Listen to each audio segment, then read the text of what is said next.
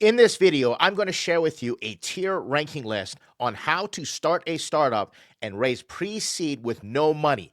We're talking about you are broke. You do not have a single dime to build an MVP, to go out there and do all the fancy stuff that we tell you to do as startup founders. And this is going to be relevant for 2025 as I was thinking about a refresh because I put out this information, all these ideas all the time. But I thought, hey, how would I do it today in 2025? I did that thought exercise this morning, and I'd like to share it with you. Once again, the exercise is you are broke. You cannot even pay $20 for a ChatGPT subscription to start playing around with a custom GPT and build an MVP. You are absolutely broke. Let's say you've got the basic expenses to be able to cover your internet connection. You have access to a phone, a computer. We're talking about the bare bones basics. You're broke, or you don't want to spend the money because you don't want to take that risk. And that's how I like to build these days, is put in the minimum amount of money as possible. In fact, if I can put in no money, even better in terms of starting a startup. And how do you take that and use it to raise pre-seed? This tier ranking list is going to go from low difficulty to low reward. So it's the easiest to do, but it might not be the most rewarding on multiple dimensions. Then we're going to go all the way up to the highest difficulty with the highest reward. And that's usually how it goes. The harder something is, the more worth it becomes, and the more valuable it will be in terms of the output and the results of your activity. And that's just a general principle in life. Before we continue, my name is Ed Kang. If we met before, just hit the chapter button and skip right into the video. I've made it as easy as possible for you. If we have not met, I'm a 7-time funded founder with 2 exits. And I always say that's just a fancy way of saying I've failed a bunch of times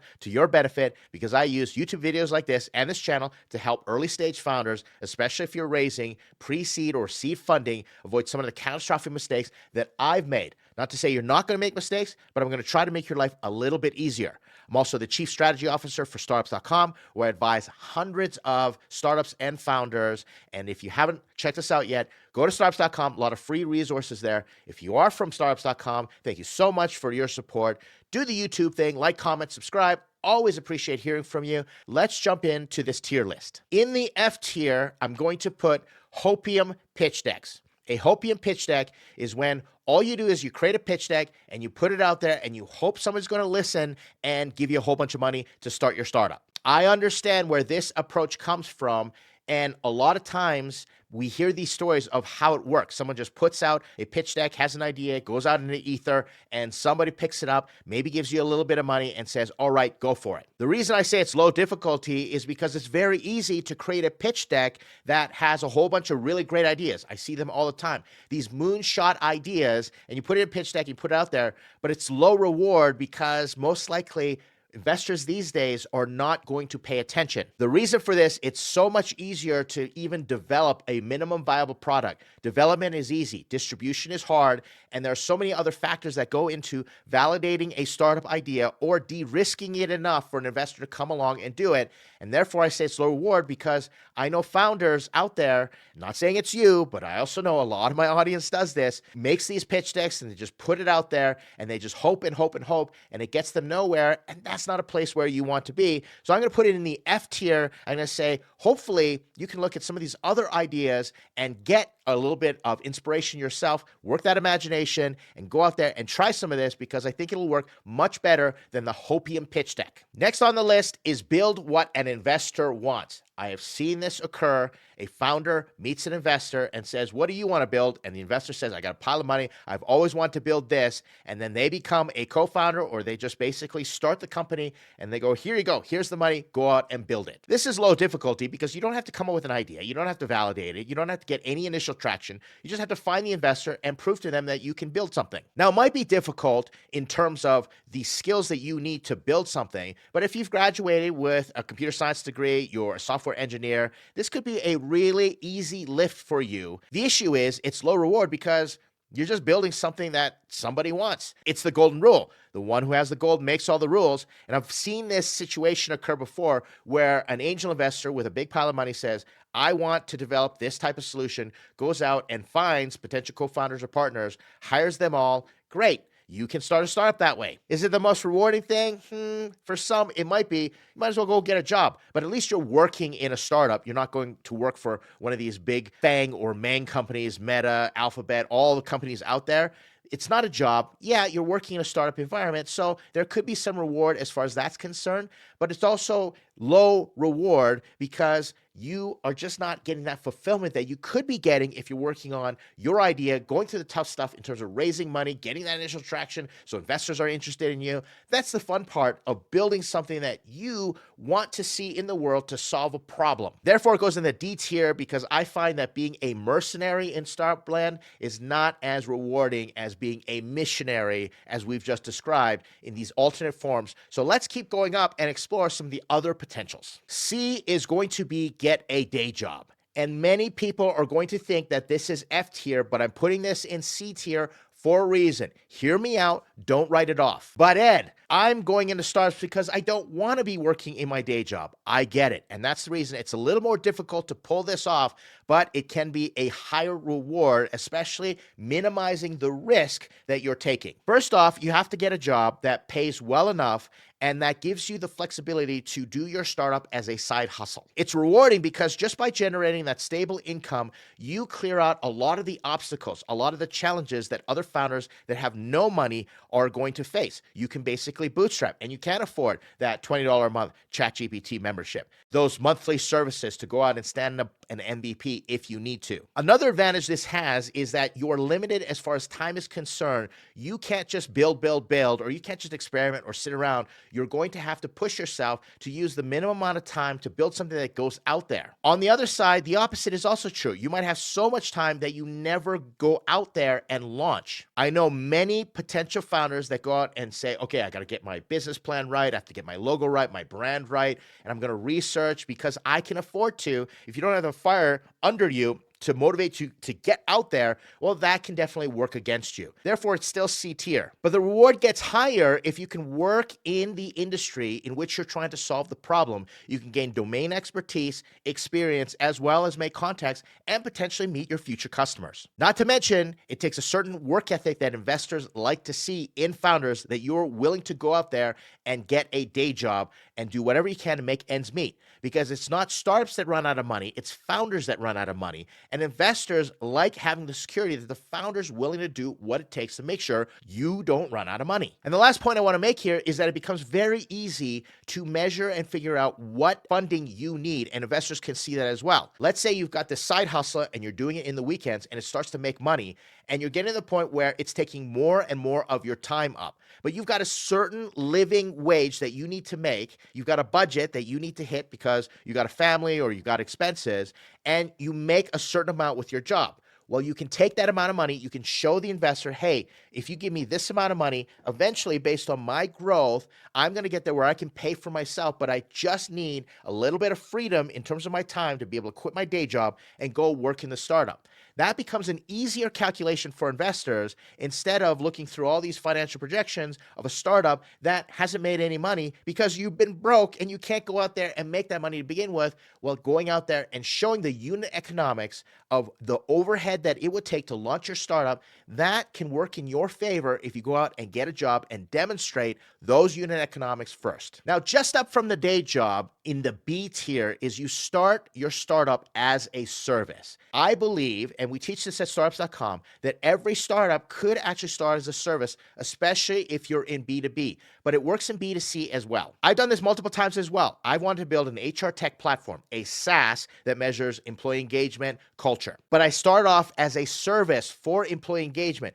doing seminars, helping out as a consultant for recruiting and employee retention. I put myself as an expert out there in terms of management consulting and human capital management. And I made enough money just by doing that. And I did everything manual as a service, almost faking the startup. I said, okay, this is what the startup has come up with. This is what my software does. And I did it manually. And I bootstrapped about $135,000. And then I took that money and then I put it into development. That's B2B. And you might be thinking, well, that's super easy. A lot of founders don't consider this, but B2C. Let's say you've got an app that is going to help with someone's finances, a financial management app. Well, go out and first be a financial manager or a financial coach. Same thing with health products. Become a health coach. coach. But there's so many ways that you can launch an MVP with no budget as a service.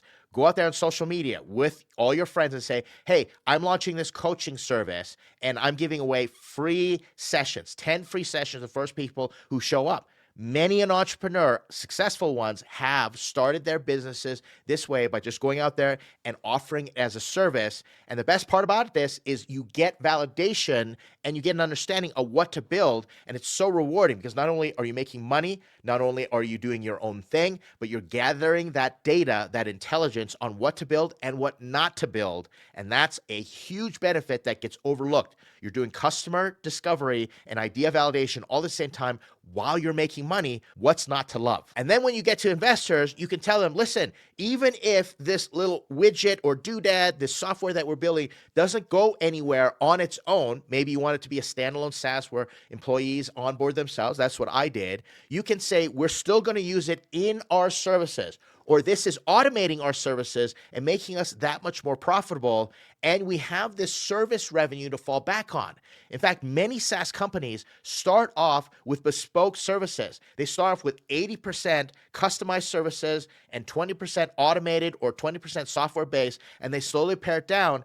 And it's not uncommon for an investor to say, all right, even if you're 50-50, I'm still going to invest the money into you because I've seen you will do what it takes to generate that revenue, and you're in front of customers doing service. You've got the other parts of the business like customer service and delivery down, and we've got a built-in client base. Let's go to BDC. Let's say you have coached 300, 500 people in this online automated fashion, and you've given them all your printed material or your downloadable PDF ebook. The investor will look at that and say, all right, if all else fails, I have this to fall back on. Remember, we're talking about pre-seed. I'm not talking about the VCs who say you have to get automated, you have to get to scale right away. I'm talking about pre-seed investors who want to minimize their risk. And the more that you show them that this is a service that people want, solves a painful problem that customers are willing to pay for, the better chances you have in terms of raising that pre-seed money. Now we get to A tier, and A tier is build the audience first. And this is particularly relevant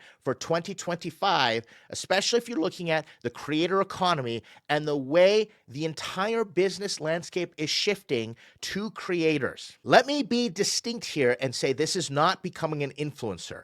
An influencer, all they want to do is build as wide of an audience as possible and influence as many people as possible and get brand sponsorships or sell advertising and make money that way. I'm not talking about going out there and becoming a Kardashian. Not talking about that. I'm talking about being a creator. Now, Mr. Beast went from influencer and he went to creator. And what a creator does is they create content around a business model or to support a business model or a product. If you look at some of the leaked information out from Mr. Beast's camp these days, Mr. Beast's company Feastables makes roughly $250 or $350 million a year. His entire media conglomerate with those products is valued at $5 billion. At least that's what they're saying. And experts tend to agree because not only can you go out and have that audience and you can make money off that audience through merchandise, through advertising, sponsorship, just like everything that is typical, it's the same thing as going out and having a service. You've got an asset that you can then learn from and you can sell products into that audience. Now, just in case you're thinking, but Ed, I'm not Mr. Beast. I know a founder, she went out and she put out information on her Instagram, got about 1 million, 2 million followers, and got a commitment for $6 million to build a startup before it even existed. The most rewarding part is what I've already mentioned, that your audience is an asset, and that asset is very valuable in today's economy. Now, let's boil all this down to say you are flat broke. You cannot go out there and invest in the social media, the production. All you have to do is get an audience to rally around your problem. Start talking about the problem and create a community, a Facebook group, a chat group, a Discord server around a particular problem and get people super stoked about it and get to know your customers right up front. The key here is to not start with a product. Let me repeat, do not start with a product. Don't go out and try to build a community around something you're already trying to sell. You're going to need budget to do that anyway. We're talking about starting from scratch. Remember, you're broke. And I'm doing this right now. It's called becoming a channelpreneur. I'm building my channels first, and I don't even know what product is going to be pumped through them. But I do know this: if I have the audience and I own that audience and they are loyal to me, they're engaged with me, I have a parasocial relationship with them, they're much more valuable than me coming out with a product. Because remember, anybody can develop a product.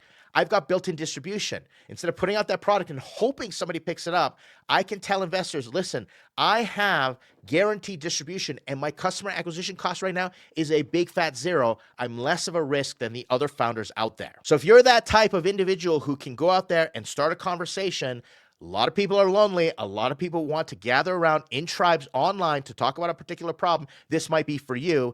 It's difficult, not easy to do. I get it, but it can be incredibly rewarding in the long run. Finally, let's get to S tier. And S tier is something that I think can really make a difference in 2025. I'm watching the trends happen, and that is, wait for it, bootstrap in public, similar to the build in public movement that I'm starting to see. This is a combination of the best of all previous tiers. You're doing all of it, but you're sharing the journey in public, and you're getting people to get behind you. And that way you can catch investors' attention because they're going to get emotionally invested in you. You can show them your body of work in what you're doing in building in public and the support that you're getting from the audience while you're getting that traction. They will be more open to investing in you because you have the social proof. You've got the goods. And I say bootstrapping in public because typically they say build in public. It's an engineer starts, hacking away, and that might not be you. But sometimes there's a risk because people who rally around you, who watch you build in public, they might not be your customers or might not have the money to actually buy your product when you launch. They're just interested in watching the journey, and your stuff happens to go out there for free.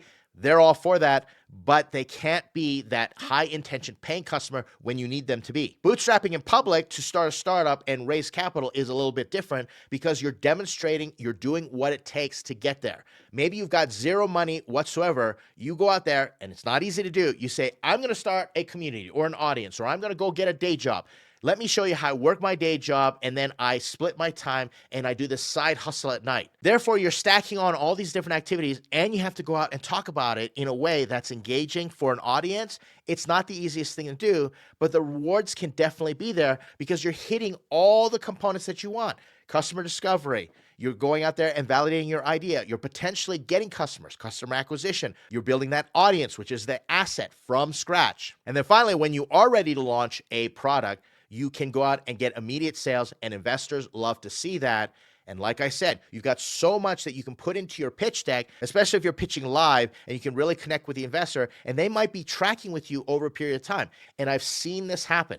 I know a gal, and she's got a very cool social media, sort of like the Glassdoor for influencer startups. And I've been following her, and she's been building in public. She's been putting out some really cool posts to attract her users. But at the same time, she's been talking about her journey raising capital, and investors contact her. She's raised hundreds of thousands of dollars of investors saying, hey, I'm watching what you're doing. I love it. Do you need investment? And she's not even technical. From what I understand, she has a technical co-founder.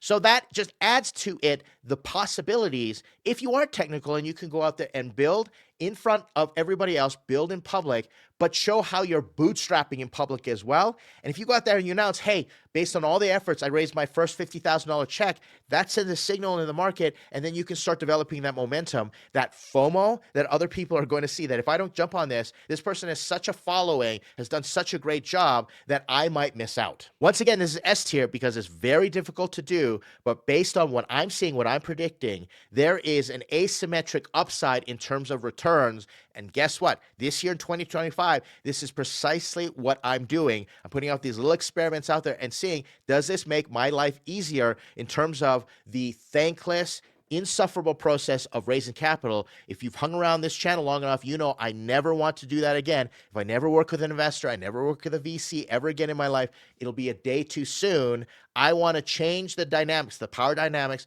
and put them in the founder's favor, especially if you're early stage like a lot of you are. So think about these ideas and this tier list. There you have it. Watch some of these other videos. They're going to be up on the screen, and let me know what you think. And if you're doing any of these, I want to hear from you. Let's work together. Let's build this community. Let's have some fun. Thanks for hanging out with me in this video. I'll see you in the next one.